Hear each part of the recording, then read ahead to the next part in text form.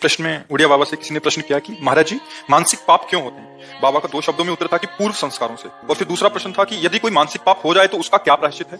तो बाबा ने उत्तर दिया, सच्चे मन से पश्चाताप करें और भगवत नाम जप करें। भगवान के नाम जप में अचिंत्य शक्ति है, इससे अनंत जन्मों के पाप विध्वंस हो जाते हैं। नाम में जितने पापों को जलाने की शक्ति है उतने पाप मनुष्य एक जीवन में कर ही नहीं सकता। बाबा का उत्तर था। अब इसमें क्या है कि मानसिक का जो पाप होता है वो मन की मलिनता होती है। जैसे भक्तों का मन भगवान का ही चिंतन करेगा, उनके रूप की, उनकी लीला की, उनके नाम की, उनकी बातों का।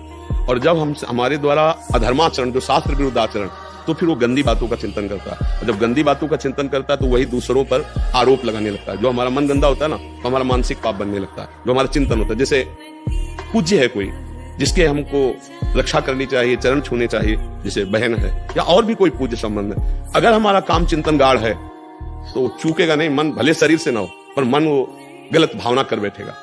ऐसे ही बहुत लाखों मानसिक पाप होते हैं। आप देखो ना, जिस मन में भजन नहीं होता वो करता क्या है? राग द्वेष का चिंतन करता है, नाना प्रकार के जो लाखों पाप, तभी मलिनता भरती चली जाती है। पर कलयुग का एक प्रताप है, अगर मानसिक पाप का दंड मिलता तो हमारी दुर्गति पक्की थी। पर कलयुग में क्योंकि मलिन हृदय अधिक होंगे, इसलिए सिद्धांत बना दिया गया कि जब तक शरीर से पाप नहीं होगा तब तक मानसिक पाप का दंड उसे नहीं दिया जाएगा। अगर कहीं मानसिक पाप का दंड होता तो बहुत बड़ा लगता। तो हमारे मानसिक पाप बने ही ना, क्योंकि मानसिक चिंतन कलयुगी प्राणी उसे रोक नहीं सकता, क्रिया में उतार देगा, क्योंकि उसमें क्षमता नहीं है। इसलिए अगर मानसिक चिंतन रुक जाए, जैसे मन ने हमारे कुछ गलत सोचा, अब हमारी क्षमता नहीं कि उसकी सोच को मिटा दे, हमको गलत करना पड़ेगा, वो हमको विवश कर देगा, वो हमें पागल बना देगा। जहां कामना प्रबल हुई तो आदमी पागल हो जाता है, बाद में खुद सोचता है, ग्लानि करता है, यार मुझे नहीं करना चाहिए, ऐसा क्यों हो गया? वो जो कामना जागृत हुई, अब वो कामना संकल्प बन गई तो क्रिया करा के रहेगी। अगर केवल स्फुरणा हुई, शांत हो गए तो बच गए। तो स्फुरणा ही ना हो, इसके लिए कोई उपाय? बाबा कह रहे नाम जप। भगवान के नाम जप से सारी मानसिक मलिनता भस्म हो जाएगी। वही चिल्ला चिल्ला के कहते कि राधा राधा राधा राधा हर समय रटते हो, बच जाओगे। जो मानसिक पाप है, जो शारीरिक क्रियाओं में परिणित हो जाते हैं, उनको हम वहां उदय ही ना होने दें, उनका संकल्प ही ना बनने दें। तो राधा राधा राधा राधा हम नाम जप करते रहे। और सच्ची बात, कभी कामनाओं की पूर्ति नहीं होती, कभी नहीं। देखो आप लोग इतनी अवस्था को हर सुख देखे हो गृहस्थी के, क्या मन शांत हो गया? क्या तृप्त हो गया? बस वही चाल उसकी है जो बचपन में थी, वो याद है। देखो ईमानदारी से देखो, अगर रुका है तो भजन से रुका है, दूसरा कोई उपाय नहीं तो पूरा जीवन हमारा ऐसे खोखला हो जाएगा, नष्ट हो जाएगा।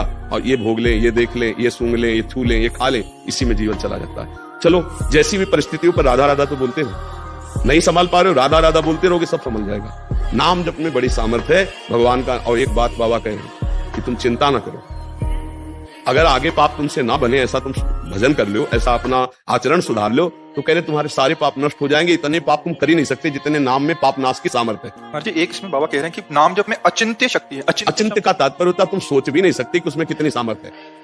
अरे जब भगवान को अधीन कर लेता है नाम जपक, तो और तो बात है। भगवान को अधीन कर लिया तो और शक्ति की क्या बात। और भगवान भी नाम की महिमा को नहीं पूर्ण रूप से गाए, इसलिए अचिंत्य शक्ति। स्वयं भगवान वर्णन करना चाहे तो वो नाम की महिमा का वर्णन नहीं कर सकते। नाम जापक भगवान अजित को अपने अधीन कर लेता है, तो अचिंत्य शक्ति नाम की है कि आप सोच भी नहीं सकते कि नाम जप से क्या क्या हो सकता है। इसलिए निरंतर नाम जप का जो अभ्यास है वो अचिंत्य शक्ति को जागृत करता है। थोड़ा बारा तो लगभग जो थोड़ा सात्विक है वो तो जपते हैं, करते हैं, पर बात बनेगी निरंतरता में। कोई श्वास टूटे ना, छूटे ना नाम में। राधा राधा राधा राधा राधा राधा। जो नाम जप नहीं कर रहे हैं तो अन्य कोई साधन इतने प्रबल कलयुग में सिद्ध नहीं हो जाते कि भगवत प्राप्ति करा दे। इसलिए नाम, जैसे यज्ञ है भगवान की प्राप्ति का उपाय है। बताओ, पहले राक्षस लोग यज्ञ को नष्ट करने के लिए हड्डी या मांस डाल देते, थोड़ा वो भ्रष्ट हो गई यज्ञ। विश्वामित्र जी इसीलिए तो श्री राम जी को सात्विकी निशाचर।